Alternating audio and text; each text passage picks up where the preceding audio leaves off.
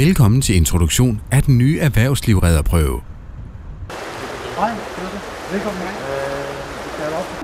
Livredderaspiranten fremviser og gennemgår sikkerhedsforanstaltninger på anlægget. Og jeg også har en, så der har I sting og hjertestopper.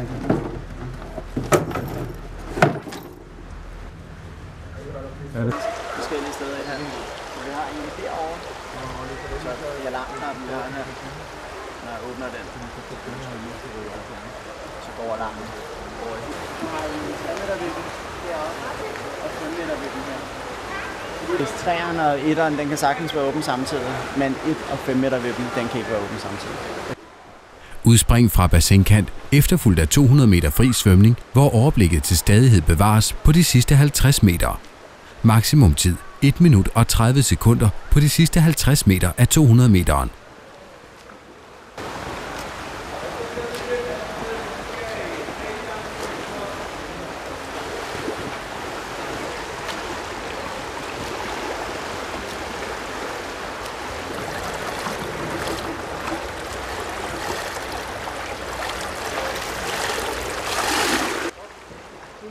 To på hinanden følgende dykninger fra vandtrædning til bassinbund efter bjergedukke.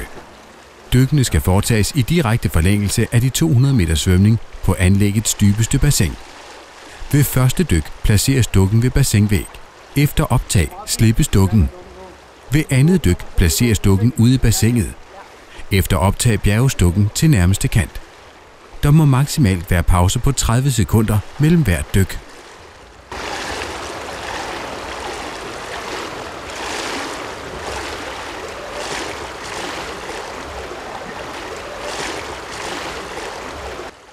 Undsætning af panisk person med hjælpemidler, eventuelt med redningstorpedo, redningskrans eller andet flydemiddel.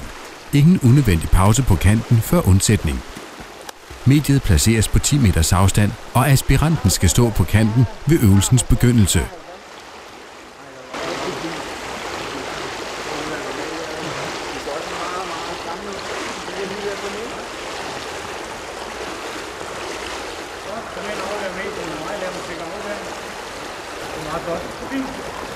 Et frigørelsesgreb, 5 meter bjergning af panisk svømmer, efterfulgt af 10 meter bjergning af bevidstløs person til kant, samt optagning af medie i samarbejde med hjælpere.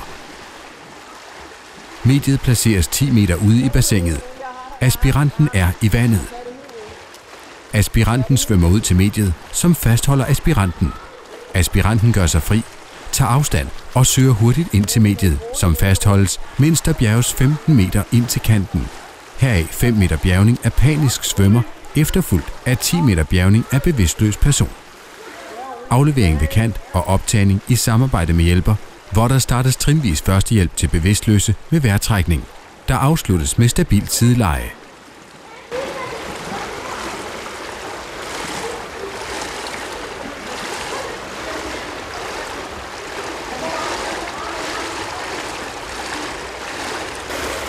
Hjælp mig!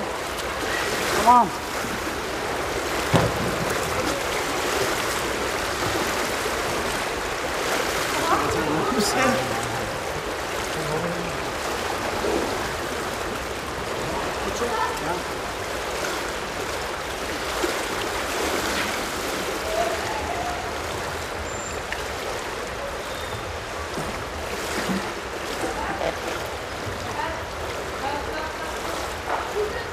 Hallo, hallo, er du okay? Er du okay? Hjælp! Hjælp!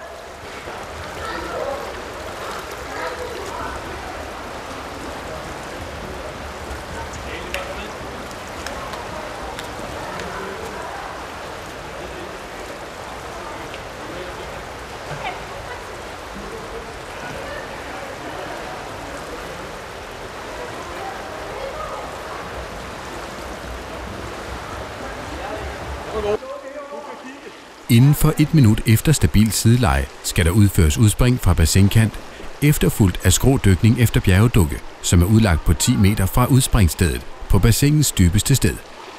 Bjergning og optagning af medie sker alene uden hjælper. Klargøring til trinvis førstehjælp til en druknet voksen med hallens udstyr, som ankommer 1 minut efter alarmering af hjælper. førstehjælp med hjælper og hallens udstyr skal minimum ske i 3 minutter. Aspiranten skal betjene hallens udstyr.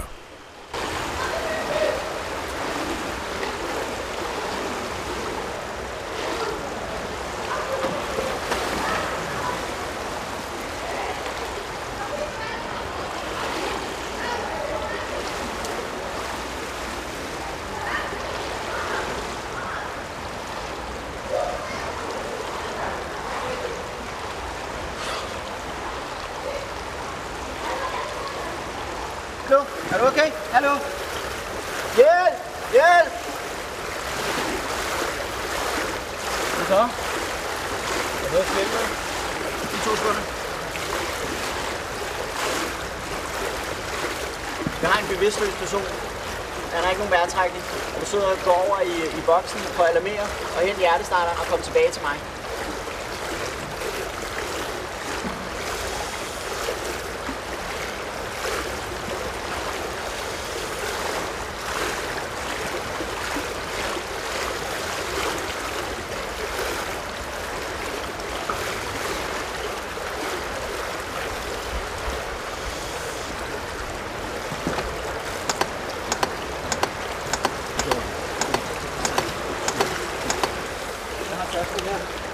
Du sidder og fortsætter med hjerte-lungeredning? Ja, det kan jeg godt.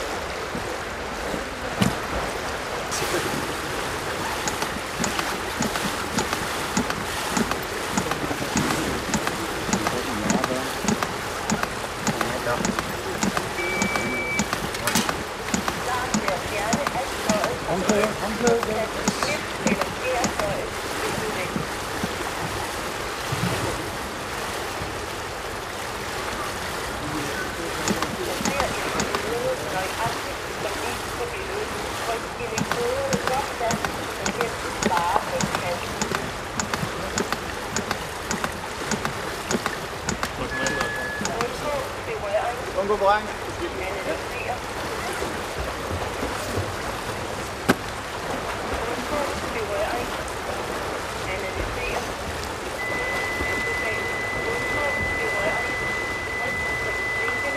Alle væk. Her stødes.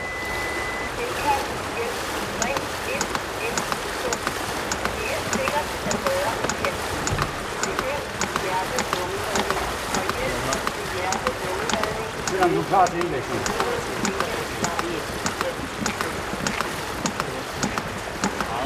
Analyse.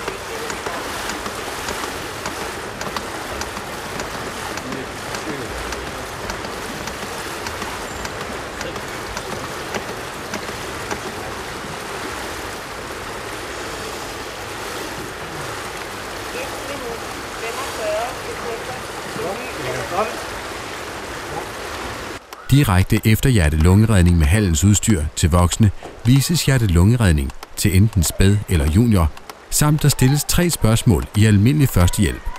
Eksempelvis pludselig opstået sygdom eller til skadekomst. Eller en stor cut, så går det ikke. Og så har vi det her, som er Ja, det er rigtig godt. Det er noget med, det kan klare sig på vand, ikke? det kan det. På et par Og vi har faktisk et stykke, som er på klar. Ja, så kan du lyde. så det er det her. Aspiranten skal have kendskab til kunstig åndedræt i vand. Indblæsning gives lettest ved kant eller dybder, hvor redder kan bunde. skal endvidere kunne håndtere spineboard til optagning eller håndtering af udspringer med skade i nakken i samarbejde med hjælpere. Du har gjort det rigtig, rigtig godt, og jeg synes, du har fuldstændig styr over det, du skulle i bassinet. Det kørte fuldstændig rigtigt. Det har beviset til dig. Værsgo. Wow, tak. Ja. Tak, Mark. Okay, vi ses.